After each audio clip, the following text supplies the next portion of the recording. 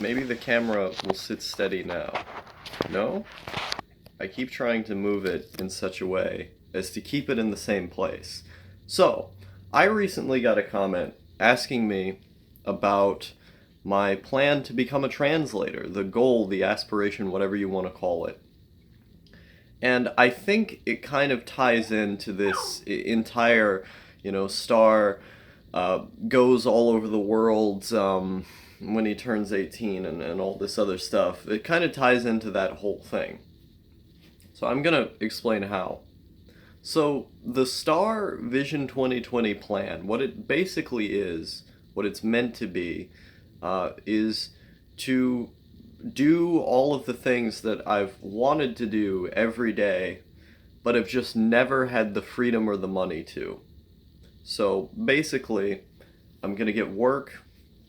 I'm going to build up a credit score. And after working long enough, making enough money, and having a good credit score, I'm going to get a fairly hefty loan to go to school in Vietnam. Well, what happens before that? So before I go to Vietnam, I want to go to the UK to see my friend No Thank You and do some collaborative videos with him. And then from there, I want to go to Ireland, which is, Ireland literally right under it, so it would cost basically nothing to get to Ireland. I want to go to Ireland to see my friend Kieran. And then from there, because I would be able to take a plane in the EU, and planes in the EU are extremely, extremely cheap to get to other parts of the EU. I wanted to take that plane to go see a friend of mine in the Netherlands. And so once I'm going to go see her, I was just going to take a train from there to go to Belarus, and then from Belarus I was going to take a train into Russia to go see some of my Russian friends. And so that's what it would look like. And at first I thought, okay, that's a lot of traveling. That's a lot of traveling that should cost a lot of money, right?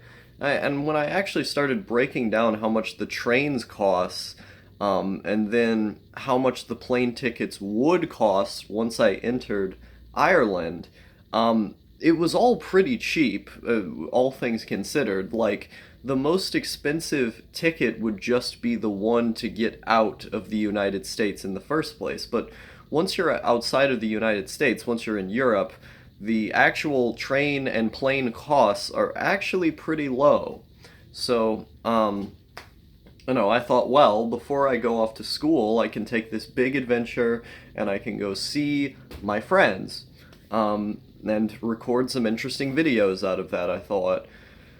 And so, once I get into Russia and I've had my fill of time there, I'm going to want to get a fairly cheap hotel, obviously, unless I can just stay with one of those friends. I want to take a plane, or I don't know if there's a train that you can take from Russia to Vietnam. If I could take a train to Vietnam, I definitely would. I haven't actually looked that part up. But I crunched the numbers on everything else, is that basically I would take some form of transportation from Russia to Vietnam. And then by the time I get there, I would spend the rest of my time basically working in university, to learn Vietnamese. Now, one of the interesting things about this is that there's a lot, and I mean a lot, of translation jobs from Vietnamese to English in Hanoi specifically. If you look it up, there's a huge amount of jobs over there in that field. And so once I get done with my degree and I'm constantly exposed to Vietnamese, inputting, outputting, this type of thing, I could very easily get a job at one of these institutions that pay quite well for the work that you would be doing. And if I can't work there, I can always just do freelance. Now, at a cursory glance, the salary for a Vietnamese translator, generally speaking, a rough estimate off of all the websites I've looked at is about $45,000 a year. Not what I would be making, because I would first be starting out. And so once I would get my certifications done that prove that I can speak this language fluently at an advanced level, what I would have to go do from there would be to do freelance work, to build up a portfolio, which more often than not, what that consists of is you doing a lot of work for free. So I would still have money from my loan left over because I would be using my loan to go to school and to pay for the place that I would be living, which rent in Vietnam is very, very cheap, as well as the actual tuition to go to the school, so I'd be fine. Um, but I would have to be living on that money for a little bit longer as I continue building up a translation portfolio.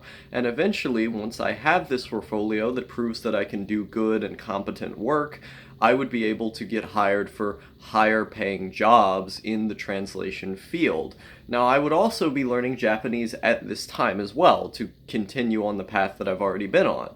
And by the time I can take the JLPT test that would prove Japanese language proficiency, I could also begin marketing my ability to speak and read Japanese as something that I could get paid for. Now that in particular makes a lot of money. It cannot be underestimated just how much a lot of Japanese translators can make because not a lot of people speak both English and Japanese fluently. It's a difficult language to learn that a lot of people just don't have the patience to do. And so when I talk about the Vision 2020 plan, becoming a translator, one of the options is to just literally get a job in Hanoi as a translator.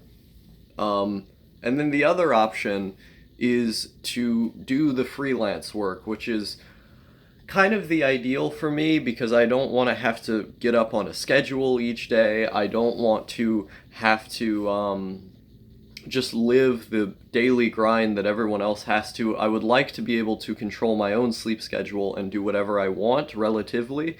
But if that's not possible, then I have other options. I obviously would be able to get a job at one of these institutions if the freelancing thing doesn't work out. And I know there's a lot of problems with freelancing as like a thing, a lot of sort of like tax and insurance issues and stuff, but those things should be fine. I should be able to get through those things. The great thing about freelancing is that the more work you do, the more you get paid. So if you just work really hard all the time, then you can make a pretty big amount of money. You just have to constantly be working at it. And so if I'm fluent in both Vietnamese and Japanese, those are fairly marketable skills. Those are things that a lot of people would need, if not to have Vietnamese people have, Japanese media translated into their language, than to have, Vietnamese media translated into English or Japanese or vice versa. Like there's so many different things that you can do with those two skills just because there's so many people who speak those languages, and it's a fairly large market of people who would want to pay for something like that, because a lot of people don't want to learn those two languages specifically just because Japanese is really, really hard for a lot of people.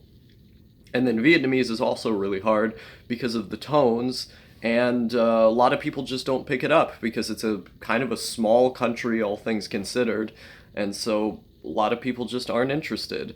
I would like to learn Korean as well as Chinese and Russian, but those are kind of far away, lofty goals. I want to focus primarily on Japanese right now, which is what I've been doing. And then when I go to Vietnam, obviously I would be learning Vietnamese at a Vietnamese education institution. One of the great things about these universities is that you don't have to do core classes. You just work on learning the Vietnamese language each day, and they put you in a very immersive environment where most of the day you're exposed to just Vietnamese constantly. And then when you get home, you can turn on the Vietnamese TV, read a book and stuff like that, and just input your own immersion as you go on. So it would be something that I would be surrounded by constantly, by people, by school, and by myself. And so that's, I want to try and use the sort of metagame hacking tricks that I use to learn Japanese faster on Vietnamese as well when I'm actually in the country. And so that's the Star Vision 2020. It's to before I leave America, I'm gonna do train hopping and try and find cheap ways to get around and go see some of my friends in New York, Ohio, just wherever wherever I can get to before I go to New York to get on the plane to go to the UK. But go see those people and hang out with them and maybe record some vlogs and stuff. And then, from obviously from New York, when I go to the UK and see No Thank You and go to Ireland and then, go to the Netherlands and then, go through Eastern Europe and stuff. All of that, having the numbers crunched on it, looks like it could be doable, while also, having the rest of the loan money to go to school, and to live in an apartment, in Vietnam, in Hanoi. So yeah, that's the Star Vision 2020. Hopefully that clears up some of the weird things that haven't all the way made sense when I say I want to be a translator. I think it was Mully Boom who asked that in the comments section. Could you expand on that? Yeah, basically doing lots of freelance work to build up a portfolio and maybe getting a job at an actual institution, which there are many in Hanoi. So.